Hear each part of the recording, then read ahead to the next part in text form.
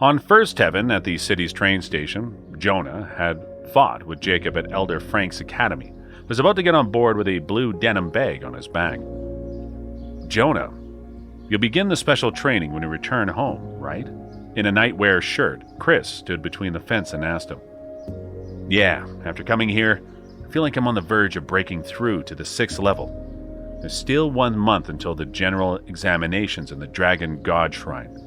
Maybe I can reach it before the exams, Jonah said. 6th level? If you work harder, won't you reach the 7th level? Chris asked immediately. It's not that simple. However, if I can reach 6th level, I can become an official inspector, Jonah said with shiny eyes. Oh, one more thing. Something occurred to Jonah, and he added, about the man whom I fought last time when we were in the martial arts academy? You're still not his match. Don't mess with him. Okay, I got it, Chris answered. Jonah narrowed his eyes and thought for a while. He's only at the 3rd level. If I break through to the 6th level, I can defeat him with one hand. But his techniques are very special. I think he'll attend the general examinations in the Dragon God Shrine. Then you must beat him hard, Chris said angrily. I'll show him what strength is. No one can mess with us earth elemental dragons.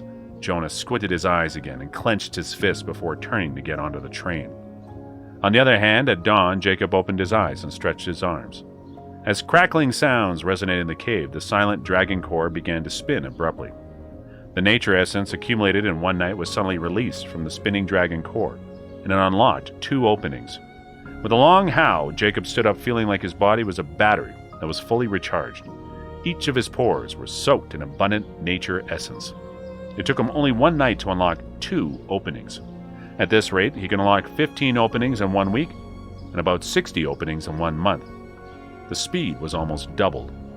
He would reach the 4th level if he unlocked 120 openings, and it meant that he would potentially reach the next realm before the exams in the Dragon God Shrine.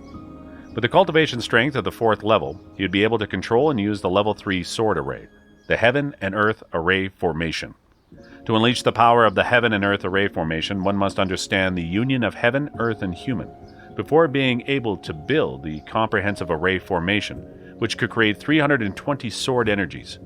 It was an overwhelming sensation. If the sword shadow scroll didn't require the practitioner to cultivate all 5 elements, he wouldn't be able to store so much nature essence in his body and obtain such a solid foundation.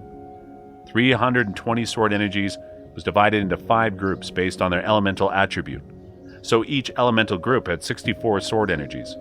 It was not difficult for a 4th level cultivator to control 64 sword energies at the same time. However, only through the simultaneous cultivation of 5 elements could one possess such broad meridians which allowed the 5 elemental essences to travel together as if they were on a highway with 5 lanes. Although the sword shadow scroll progressed slowly, it had 5 times the power compared with other cultivators on the same level. Together with the power of the sword array formation, Jacob could defeat 6 to 8 same realm cultivators altogether. That was why Chris was defeated by Jacob's snake sword array formation instantly. Of course, the shadow sword scroll had a slow cultivation process on land and in the deep sea. Although the dragon cultivators had the aid of the dragon cores, they lived below 1st heaven, which had little essence. The human cultivators lived on and above 5th heaven with abundant essence, but the cultivation physiques were born inferior to that of the dragon cultivators. The low-level dragon cultivators couldn't break into 5th heaven and above due to their different auras, which was a result of their different cultivation methods. Thus, they could attract the attention of the human cultivators and might even be killed. That was why many young dragon cultivators didn't know about the secrets about 5th heaven. However, Jacob cultivated the sword shadow scroll, which emitted the aura of all 5 elements. Compared with the dragon cultivators, who mostly cultivated only 1 or 2 elements, that was why no one would suspect him of being a dragon cultivator when he was on 5th heaven. With the dragon core helping him absorb the abundant essence at a high speed when he cultivated in 5th heaven, Jacob completely changed the unique, steady, and slow progress of the sword shadow scroll. 160 sword energies suddenly shot out from Jacob's back. The valley was vast, dozens of times bigger than the training area Elder Frank's martial arts academy provided. Here, the power of the 2 dragon array formation was even higher. The sword energies were divided into 2 groups, 1 up and 1 down, attacking from both sides. The sword array formation covered half of the valley, while each of the sword energies grew to about 2 meters. If a team of 100 low-level cultivators broke into the valley right now, Jacob could destroy them all. The 5 colored sword energies illuminated the entire valley in the dawn. Afraid of attracting the attention of nearby sects, Jacob withdrew the 160 sword energies after a quick practice. The sword energies flew back swiftly, each shrinking into the size of a thumb before entering Jacob's body. If Sam and his other bodies saw Jacob practice, they would have been shocked out of their wits.